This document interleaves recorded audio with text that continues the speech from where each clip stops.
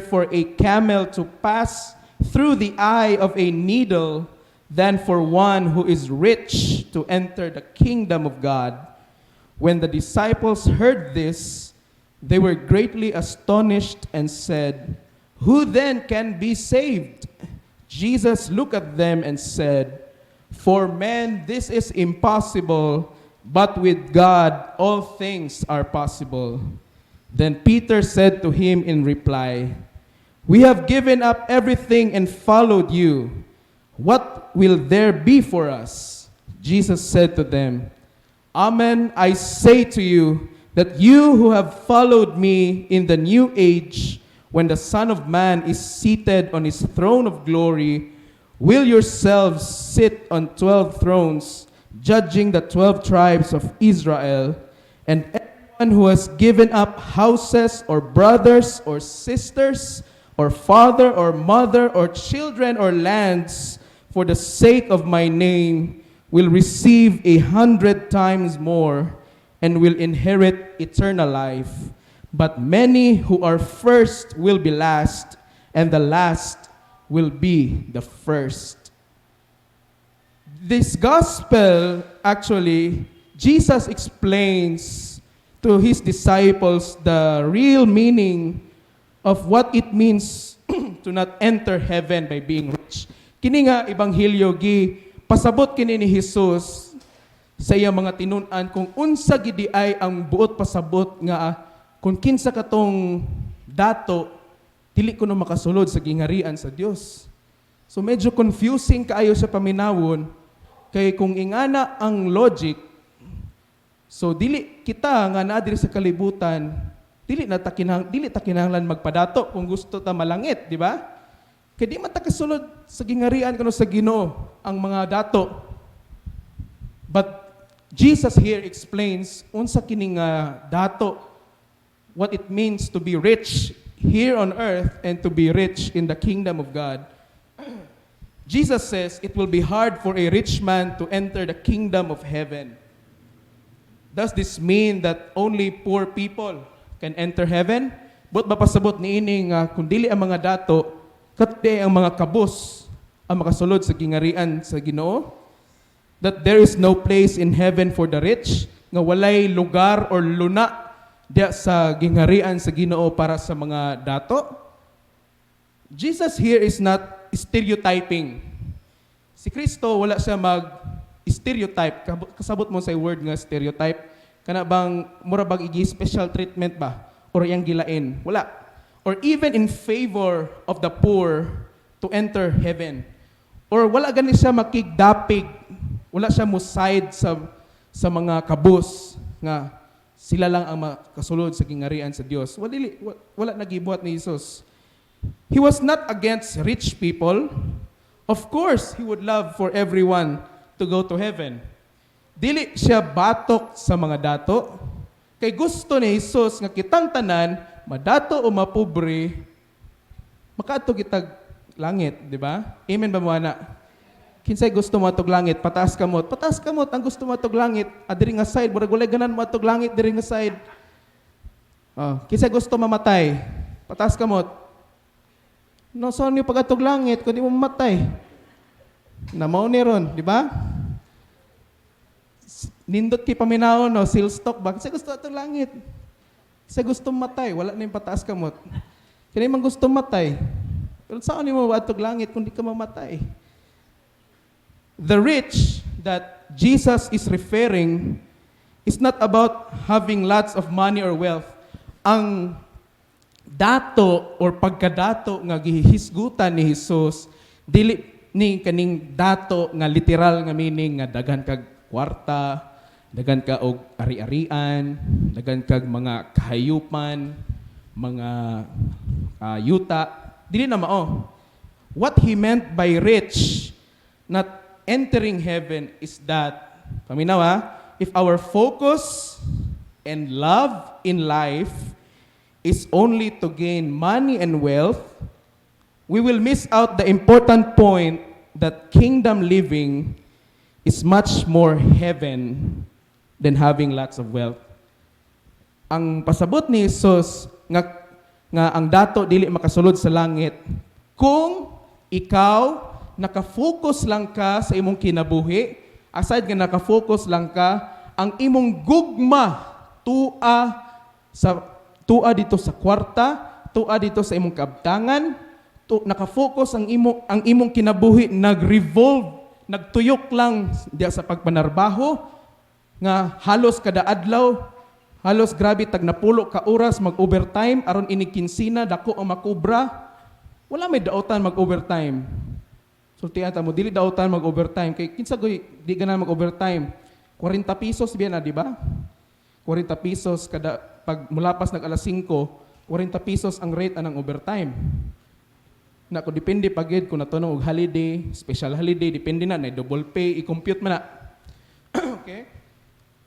Dili daotan nga manarbaho pud ka. Okay? Kay saan man nimo pagkabuhi kung wala kay trabaho, kung wala kay kaunon, kung kay kwarta. But Jesus is saying is, kung diha lang ka nakafocus, kung unsaon pagpadato sa imong kaugalingon, ma-miss out nimo ang pinaka-importante nga butang, nga ang pagkinabuhi diha sa gingarian sa Dios mas heaven pa kaysa dagan kag kwarta. Amen ba tana? Mas nindot pa nga magkinabuhi sa pamaagi sa gingharian kaysa magkinabuhi ka diya sa pamaagi sa kwarta. Manay pasabot ni Jesus nga ang mga dato dili makasulod. Because during the time of Jesus, corruption was so rampant. Grabe kayo ang corruption. Mao biya nga suko kung basahon ninyo ang Gospels, suko kay si Jesus dana sa mga tax collector. Kay mo na mga number 1 nga mga notorious kayo when it comes to money. Kay grabe making corruption. Ang pobre na kaayo, pangayuan nila og dagko kay nga buwis. Pag dili makahatag, ilang either sunugon nila ilang gamit or kuhaon nila ang maong tao, ang tagias balay or sunugon ang balay, kulatahon, presuhon, torturon hangtod nga makahatag kung pila ilang pangayoon. Okay? Grabe ka corrupt. That is why Jesus really hated dili ang mga tax collector kundi ang ilang attitude, which is greed ni pagkalaog.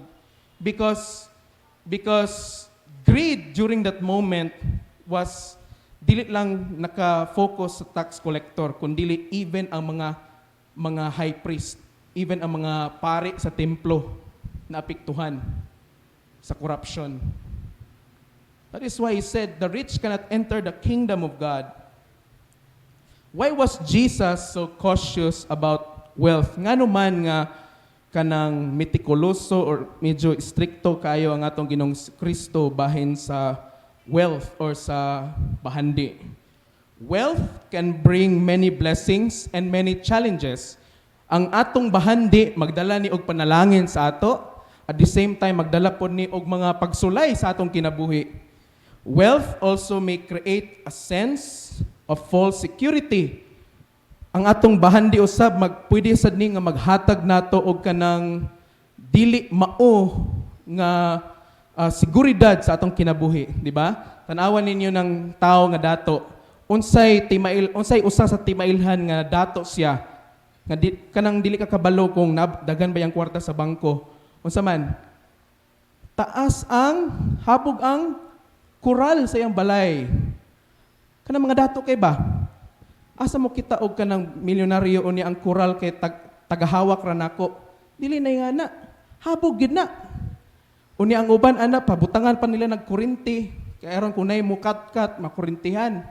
Ang uban pabutangan pa na og mga CCTV. Tanan ang gulo, tanan blind spot kita sa monitor gyud. Kay aron wa gyud makaikyas nga kawatan. Okay? Taas ang ilang kural because in psychology, ang tao kuno, he feels safe and secure when something is huge in front of him. Mana in psychology. Okay?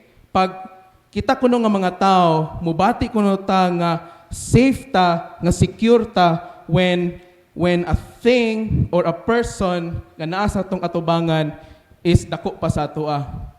Di ba? Tanawan ng mga kana makita niyo sa salida kanang mga bar.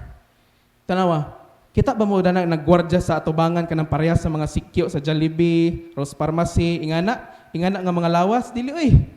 Katugin ang mga bodybuilder gyud, di ba? Tinuod dili. Dagko kay naman dagkog mga braso, kanang katong wa mga liog. Katong dagko kay mga hita, katong nang gawas na bitaw mga ugat bitaw. Ingana gyud kay aron nga inig kakita kun naay mo attempt nga magbinuang, digid ka tala og binuang. Kay sure gyud nga makulatahan man. That is psychology. Ingana ang perception sa tao when we see something that is big, okay? We feel safe and secured. Okay, protektado ka. Di ba? Our wealth may enable us to lord over others or to think we are better than others. Usahay, ang ato pong bahandi, maghimo po ni nato nga muratag maghari-hari sa uban.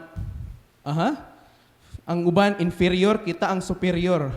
Murag pag nanagani ka sa taas nga posisyon in life, or dagan na ka og kwarta, usahay, nay kasagara na mga tao nga feeling nila nga murag sila na gid ang pinakasikat kaayong nga tao sa kalibutan tungod kay daghan sila kwarta.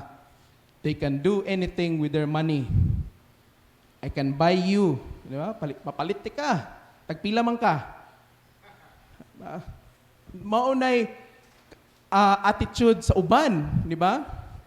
They feel nga sila na ang Dios na murag gikinahanglan nga ang tanang tao katlabi na katong mga dili kayo ingana kaadunahan kinahanglan mo tahod gid nila kay sila man ang mas daghan og kwarta kay sila ang naa sa taas nga posisyon. Okay? Ingana na siya. Wealth has the potential to be an obstacle for having a true understanding of where the true riches in our lives lie. Ang bahandi pwede ni mahimong babag sa atong kinabuhi aron atong masabtan kung asa gidi ay or unsa gidi ay ang tinuod nga bahandi sa atong kinabuhi. Unsa man ang tinuod nga bahandi sa atong kinabuhi? The individuals we love, ang mga tao nga atong gimahal, joy, kalipay, peace, kalinaw, ang atong relasyon sa Ginoo, ang gugma sa Ginoo, o ang atong pagtuo. Mauna ang mga butang nga maoy tinuod nga bahandi sa atong kinabuhi. Amen ba taana? Dili na nimo maalisdan og bisang unsang kantidad sa kwarta. Dili nimo na makita niini nga kalibutan. Pwede ka maingon nga, sige, paliton ako akong kalipay. Palita. Pero kadyot ra kayo.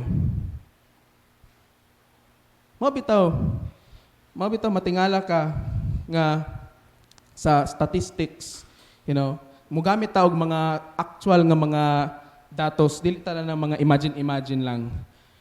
In the year 2019 in America, there was a study nga gihimo and it was found out nga 48% sa mga tao nga nag-income og at least $1 million a year. $1 million a year. So pila man na i-convert nimo na sa piso, 55 ang piso. 1 million. So that is 55 million I think. So mga 48% of the people nga nag-income og $1 million average per year, mao hinoon ang mga tao nga mag-suicide. 48%. Why? Nga naman, unsa na ang pinakaunang rason? The number one reason was, they were not happy. Wala sila nagmalipayon. Wala sila lipay. Imagine, na kay dagan kwarta, or you are born into a family nga dato kaayo. Tanan nimong gusto, mapalit nimo. isa lang ka yango nimo kuha dayon. Di na kinahanglan nga magtigom-tigom pa ka. Unsa pay pulos mag-alkansya nga pwede man nimo makuha diretso. Pero guba ang imong pamilya. Ang imong mamagpapa walay panahon nimo kay busy kay trabaho. Samot magyud kay kung only child ka, kung namanggali kay mga igsoon, ang imong mga igsoon nagpatuyang pod sa ilang gusto, himuon. Na-depress ka. Wala kay ang mga amigo, tinuod nga mga amigo or amiga. Ang imong kinabuhi na puno sa bisyo. Number one reason, they were not happy. That 48% was not happy, while the 52% nga nag-income o nag-average income per year to $100,000, between $100,000 to $500,000, mao pahinon to ang mga tao nga malipayon kaayo. Pero take note sa statistics, 48%, hapit na mutupong. Ing anak kapaspas, ing anak kadaghan ang mga dato nga mga tao nga wala nagmalipayon silang kinabuhi. Bisag daghan sila kwarta. When we are comfortable and happy, we may put God to the background of our lives rather than the foreground. Di ba, usahay? Pag naata sa state of happiness, kanang malipayon kita sa atong kinabuhi, kanang wala tay problema, usahay, iitsapwera nato ang Ginoo, ipadapli nato ang Ginoo. Lord, dire sa ka sa likod nako, ako say maguna. Kay malipayon kay ko karon, wala ko'y problema. Ingana atong attitude, usahay. Some of us may turn to God only when we are in need. Ang uban nato ay harata mo duol sa Ginoo kung natay panginahanglanon. Kung wala gani panginahanglanon, busy kayo ta naghimo sa mga butang nga abi nato og okay ra kayo pod. Busy kayo ta nga nagpatuyang sa atong kinabuhi. Alang-alang, Father, ingon biya ang Ecclesiastes 11 biya nga enjoy life while you are young. Tinod bitaw na sa Bible kanang gitawag nga word nga YOLO. So wa nakabaloon sa meaning anang YOLO. Ang meaning ana you only live once. Kana kaisa ra ka mabuhi. Tinod na sa Bible. Gi-advise na sa mga batanon, young people, enjoy your life while you are young. Pero nanay pahimangno sumpay, usay kita dana ra mangguta kutob pod. Verse 10, but remember that whatever you do in life, there is a consequence. YOLO deya, sige, hala, kada gabi iinom, sige, bisyo, barkada, hangtod, puslan bitaw, kaysa di pa ko maminyo, meneneng kwan, karon pa ko magsugod, kaya aron inig kaminyo na ko, dili na ko mag-ingana, kadagan ako nakadungog anak, sus, akong kaingon gid na, los-los ra gyud. Mao ra gyud ako'y kaingon, dagan na kay kong nadunggan anak, mga batanon, di lang ako panganlan, pero ingon to siya nako nga, lagi dikon pa man ko ato siya nga dikon kanang kuan lang sa ko karon lagi kanang enjoy sa ko sa kong kinabuhi kanang mag-party, mag-inom, makig-uban sa kong mga barkada, taman buntag kay aron ba nga kanang muabot na ang panahon nga kanang gusto na ko magminyo kanang dili na dayon nako na bubation nga kamingaw di na ko mingawon ana kay ang akong unahon na kay dito naman sa kanang magminyo. Mao ba? Di ra ba na ingana? Kung gusto gini mo buhaton na pangitaon na maging mo nagpamaagi. Katong nagsulti na ako anak karon? You only live once. A month after nag-istorya mi, namatay. Kana, matay. Rest in peace. Ikaisa naman ko nung kinabuhi. Ikaisa rin bitawang kinabuhi. Ikaisa raman po mamatay. Daw bikay, wala pa may nabuhi nato, kanang gikan sa patay. Sorry kay siya. Ito na sa dito, nag-una na siya nato. Diba? Sometimes, malimtan nato ang Ginoo. Malimtan ginato ang Ginoo pag naagita sa estado sa atong kinabuhi nga hayahay kayo ta. Unya, dili lang malimtan. Tuyuon ginatuglimot. Kung sa una, active kay ka mo simba, mo serve. Kay dasig lagi kayo. Pag abot sa punto sa iyang kinabuhi nga medyo ni asinso na gamay, murag gipanalanginan pag ayo sa Ginoo. Hinay-hinay nawala sa simbahan. Hinay-hinay wala na nag-serve. Kay okay naman. Labi na ka na kay problema, unya gusto kini mo ang tabang sa Ginoo. Kung mahimo, diri na lang magpuyo sa simbahan lagi. Diri na magpuyo sa simbahan, magsige lang ampo. Magsige lang atin dilimas. Kung mahimo, human sa dilimas, padayon lang gyapon siya hangtod mangulit ni mga estudyante diri sa eskwelahan. Ingana ka desperado, naata sa punto nga kanang desperado kita, maigtabang sa Ginoo. Pero kung pagtabangan na kita sa Ginoo, okay nako kanang Lord, salamat sa mga panahon nga naminaw ka nako. See you next time. See you next time, Lord. That is our attitude. Nga tingala ko nganong ingana ang tao pag nay kinahanglan magpakita. Kung walay gikinahanglan, di na pakita. Di ba? Let's ask ourselves. Pangutana na to atong kaugalingon. When life is more positive and happier for us, do we give God the same amount of our time and attention? Especially kita nga kamo nga mga ministers. Kung naa mo sa punto sa inyong kinabuhi nga okay kaayo mo, okay inyong kahimtang, wala may problema, maubag gihapon nga panahon o attention ang inyong ginahatag sa Ginoo. Kay usahayin nakoy kabantayan na ni mga ministers. Usahayin makadiscern magugugtaw kanang bang nayuban nga kanang aya mo sayaw kung dagag problema or mo serve kung dagag problema. Pero kung walay problema kay di na nag-serve. Dapat on all the more nga kung wala kang naka sa kalipay, kung wala kay problema, all the more nga mga lagad nung kas Ginoo. Amin batana, mga ministers, amin batana. Kung wala sa mood, mo serve. Pero kung naa sa mood, dili inoon mo serve. Kamu lang sa serve kay dagan na bitaw mo. Kamu lang sa diha, sunod nako. Mamili pag schedule. Di ba kanang confusing ba? Nga why do we take God for granted? Ngano man nga ginabasta-basta nato ang Ginoo? Because we know nga tungod kay matinud-anon siya and that ang iyahang kaluoy kanunay naa kanato. Do we thank God for our many blessings? Kahibaw ba ta magpasalamat sa Ginoo sa mga panalangin nga atong nadawat gikan niya? Di ba? In 1 Thessalonians 5:17 it says, in everything give thanks. 5:18 I think 5:18. 17:18 yeah. In everything give thanks.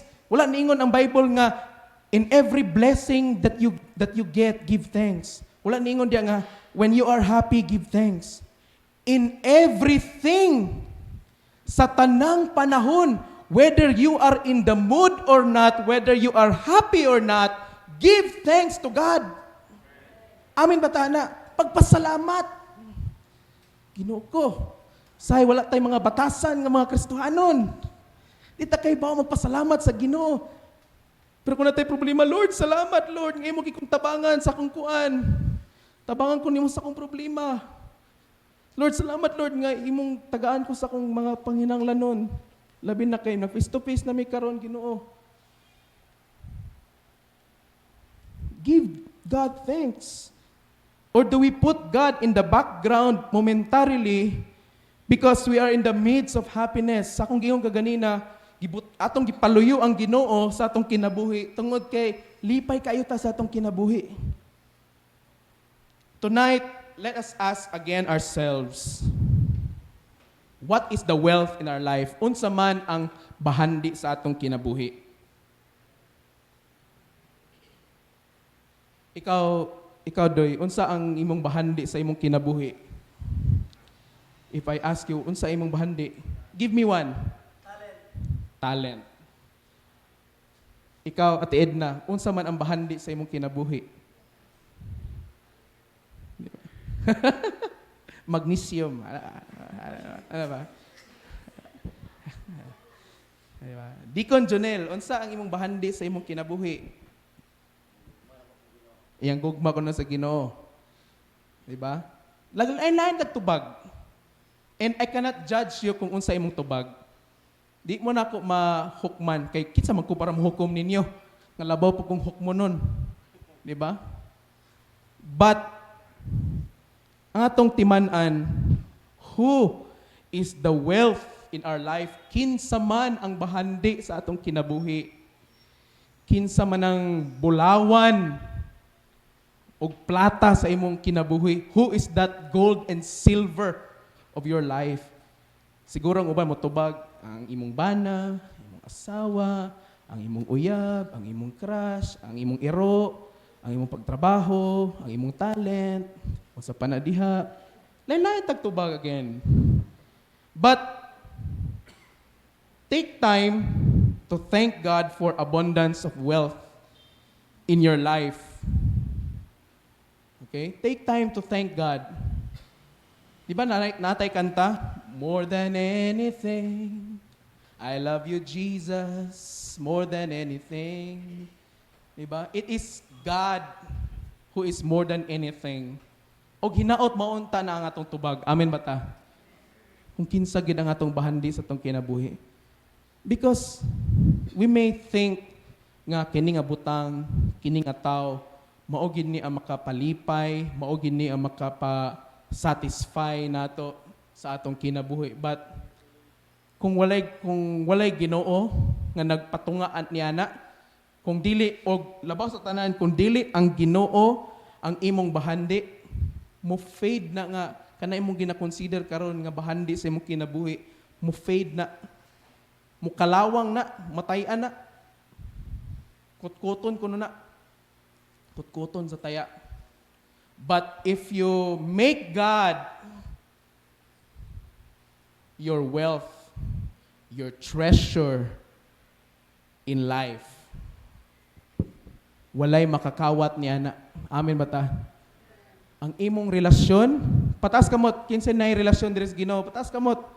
Kinsa ni relasyon sa Ginoo? Uy, uyab sila sa Ginoo. Diba? Namoy relasyon sa Ginoo, very good. Ang inyong relasyon sa Ginoo, ang pingin na tungod kay mauna ang bahandi nga di gyud ninyo makita diri sa kalibutan. You can only find that in God alone. Only God can satisfy us. Ang Ginoo, only God can fill us up. Ang Ginoo ray makapuno sa mga kakulangon sa atong kinabuhi. Nya mahimo din na sa imong kwarta. Mahimo na sa imong bana, sa imong asawa. Mahimo na sa imong trabaho. Pwede ka magtrabaho ay as many as you want. Pwede ka sa bisag napulo ka trabaho imong buhaton, why problema na. But at the end of the day, kapuyon ra gyapon ka. Kapuyon ka. And all that will be left from you is mora na yung mabili nimo. Sigig paningkamot nga mahimong dato, sigig paningkamot nga makuha nimo ng taas kay nga posisyon. Again, walay dautan ni ana. Hindi libre lang mangarap, di ba? Naikanta nga libre lang mangarap. Di ba? Walay dautan ni ana. Pero kung kana na gani kanunay ang imong focus, daghan jud kag ma-miss out nga mga butang sa kinabuhi. Labi na sa inyo karon nga kamo nga naa diri nga nakadungog niini nga mensahe. Take it to your heart. Isulod na sa inyong kasing-kasing. Because whatever you do, kung walay tabang sa Ginoo, useless. Amin matana. Useless. Kung tanan nimong buhaton nga walay tabang sa Ginoo, walay giya sa Ginoo, walay go signal sa Ginoo, useless. At first, tanaw nimo murkag ni succeed, murkag nagmalampuson ba? Abi nimo okay kaayo. But in the long run, it will fail. And when you continue that again, it will continue to fail. Until or unless nga you put Jesus at the center of your life. That's the time nga if you fail and then you rise up, you can continue now. And even if you fail, God will hold your hand and pick you up because He is already a part of you. Part na sa imo kinabuhi. Amen ba tana? Give thanks for anything that brings you joy, peace, or pleasure. And you and I are rich. Ikaw ug ako dato. Amen ba tana? Because in 2 Corinthians chapter 8 verse 9 it says nga ang Dios nahimong pobre aron kita mahimong dato. Ang Dios nahimong pobre aron mahimo kitang dato. Muna nga dili na imposible nga dili ta mahimong dato. Yes, we can be rich materially, physically, pero kung pobre kaayo ta spiritually, kana nga mga material nga mga butang dili na makatabang sa ato nga makasud og langit. Kung naminaw mo sa mga gospels sa mga pipila ka Domingo, it's very nice. It was talking about wealth, the importance of riches and God. Okay? Last Sunday ang atong tema is God is teaching us to discern heavenly things. Gitudloan ta sa Ginoo kung unsaon pag-ila sa mga langit ng butang. And I hope and pray nga makailagid ta unta sa mga langit ng butang. Ang inyo palang presensya nga niya mo diri karon, faithful mo nag-attend kada midweek, that is a sign nga nakadiscern mo nga mas importante di ay ni nga muanhi mo diri kada Miyerkules sa gabi, alas 6 sa gabi kaysa muadto mo sa pantalan alas 6 sa gabi ug dili mo muattend og midweek. Inyo nang na-discern, inyo nang napili, inyo nang nailhan nga it is better to be here in the presence of God than to be elsewhere.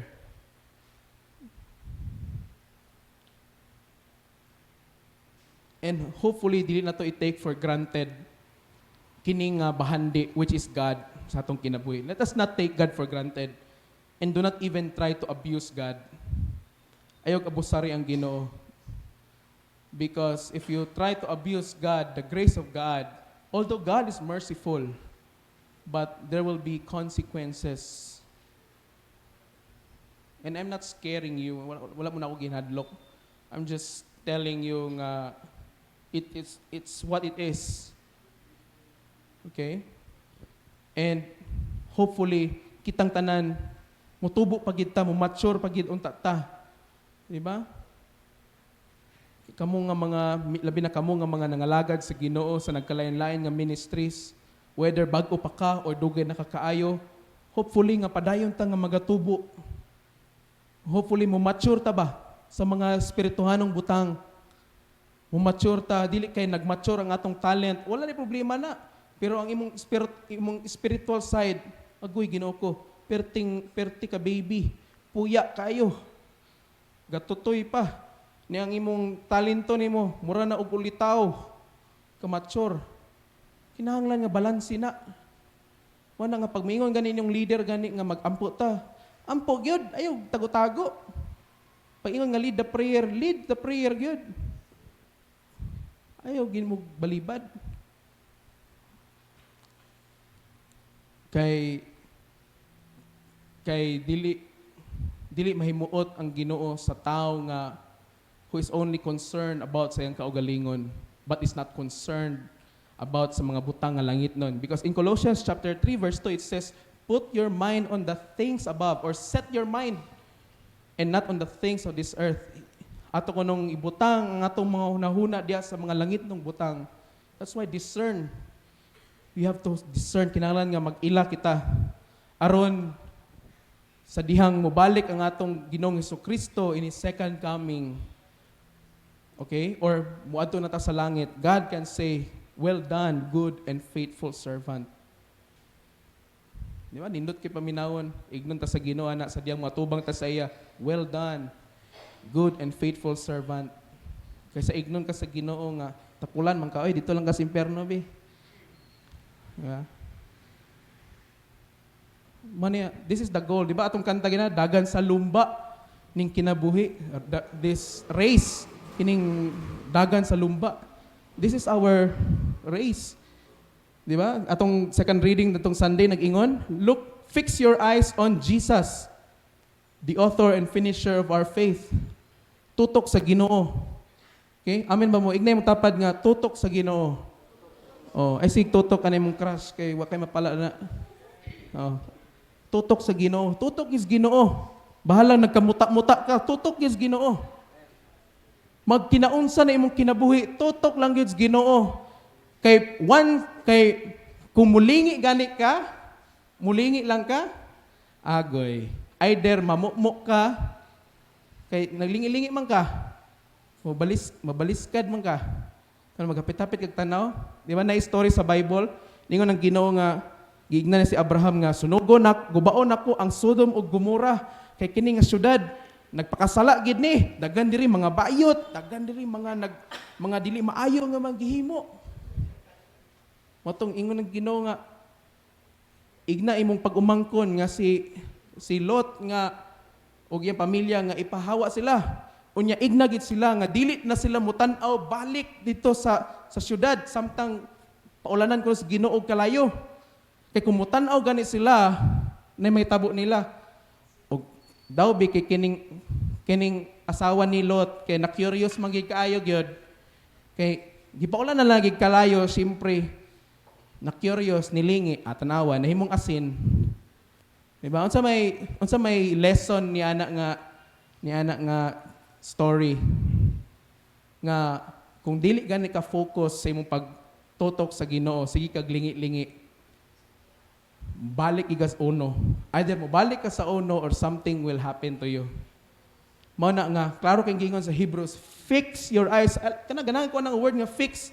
Kana bang fix ba kana ayog tangtanga. Naka-fix ra gid na sa diha. Ana ba? Diara gyud. Fix your eyes on Jesus. Because when you do that, you acknowledge Him nga siya ang bahandi sa imong kinabuhi. Amen ba tana? Karon ni anata sa atong paghatag